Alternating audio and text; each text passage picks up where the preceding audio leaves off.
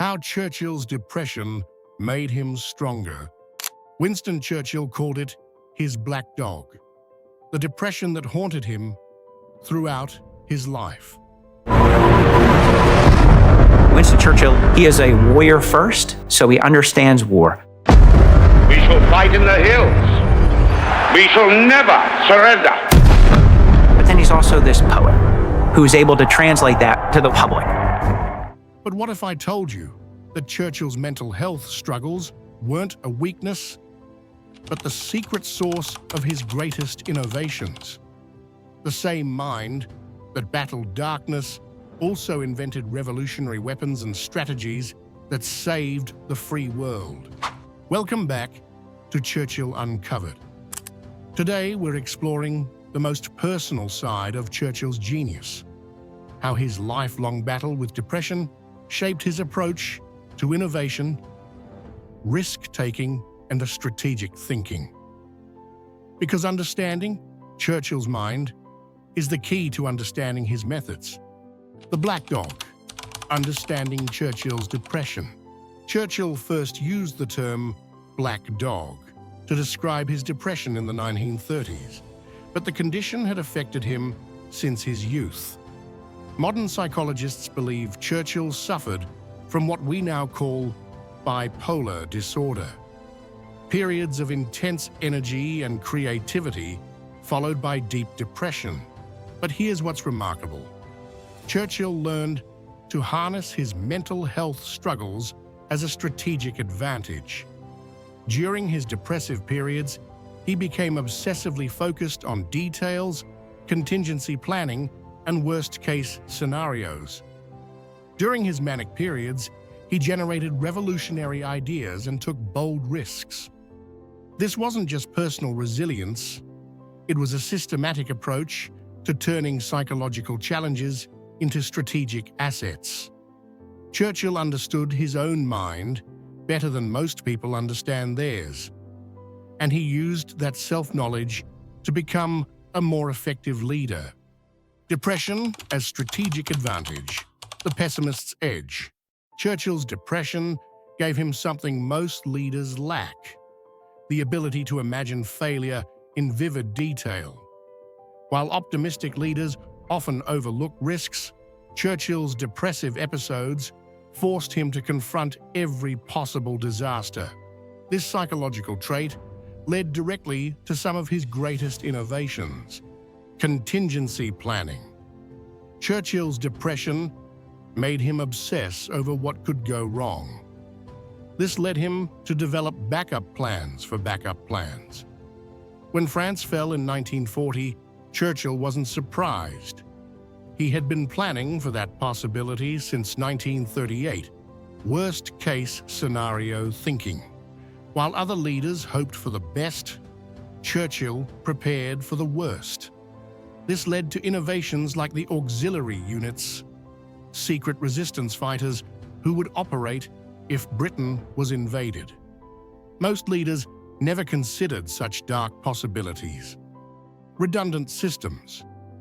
Churchill's fear of failure led him to build multiple solutions to every problem. Britain didn't just develop radar. Churchill insisted on multiple radar systems, backup communication networks, and alternative command structures. His depression wasn't a bug in his psychological system. It was a feature that made him a better strategic thinker. Manic creativity, the innovation engine. Churchill's mental health wasn't just about depression. His manic periods were characterized by explosive creativity, boundless energy, and willingness to consider impossible ideas. During these periods, Churchill would work 18-hour days without fatigue, generate dozens of new ideas in a single meeting, take risks that seemed insane to others, push through bureaucratic resistance with unstoppable energy. Some of Churchill's most revolutionary innovations came during manic episodes. The tank, 1915. During World War I, Churchill became obsessed with breaking the stalemate of trench warfare. In a burst of manic energy, he championed the development of armored vehicles that could cross no man's land. Military experts thought he was crazy. The Mulberry Harbors, 1942. The idea of building artificial harbors and towing them across the English Channel seemed impossible. Churchill conceived this during a period of intense creative energy, sketching designs and pushing engineers to make the impossible possible. Special Operations Executive, 1940. The concept of ungentlemanly warfare, training civilians to be saboteurs and assassins, violated every military tradition. Churchill created SOE during a manic period when conventional thinking seemed inadequate. His manic episodes weren't just bursts of energy, they were periods when his mind could conceive solutions that normal thinking couldn't reach. The painting cure, art as mental health strategy. In 1915, after the disastrous Dardanelles campaign, Churchill fell into one of his deepest depressions. He was forced to resign from the Admiralty. His political career seemed over, and the black dog was overwhelming. Then something remarkable happened. Churchill discovered painting. This wasn't just a hobby. It became a sophisticated mental health strategy. Churchill used painting to focus his mind during depressive episodes, channel his manic energy into creative expression, practice the same attention to detail he used in military planning, develop visual thinking skills that enhanced his strategic abilities. Churchill painted over 500 works, often while dealing with major crises. He painted during the Blitz, between D-Day planning meetings, and even during the Yalta Conference. But here's the key insight. Churchill's painting wasn't escapism, it was training. The same skills he used to compose a landscape, seeing the big picture, managing details, balancing colors and forms, he applied to military strategy. Churchill once said, "Painting is a complete distraction. I know of nothing which, without exhausting the body, more entirely absorbs the mind." This wasn't just relaxation. It was mental conditioning that made him a better war leader. Depression and risk assessment, a calculated gambler. Churchill's depression gave him an unusual relationship with risk. While most people avoid risks when they are depressed, Churchill learned to use his dark periods for careful risk analysis, then take bold action during his energetic periods. This psychological pattern led to some of his most successful strategic decisions. The Norway Campaign, 1940. Churchill spent months in a depressive state, obsessively analyzing German intentions in Scandinavia. When he finally acted, his plans were based on exhaustive worst-case scenario planning. The decision to fight alone, 1940. After France fell, Churchill's depression helped him see clearly how bad the situation was.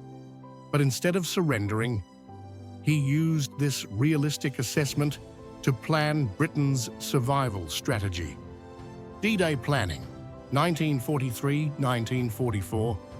Churchill's depressive episodes during D-Day planning led to obsessive attention to detail, weather patterns, tide tables, German defensive positions. His manic periods generated creative solutions like the Mulberry Harbors and deception operations. Churchill understood something that modern psychology has confirmed. Depression can enhance analytical thinking and attention to detail, while mania can boost creativity and risk-taking. He learned to use both states strategically. The leadership lesson, strength through vulnerability. Churchill's approach to his mental health offers a revolutionary lesson for modern leaders. Your psychological challenges aren't obstacles to overcome. They're tools to master. Churchill never tried to cure his depression or eliminate his manic episodes. Instead, he learned to schedule important decisions during his most analytical periods, generate new ideas during his most creative periods, use his depression for detailed planning and risk assessment, channel his mania into bold action and innovation.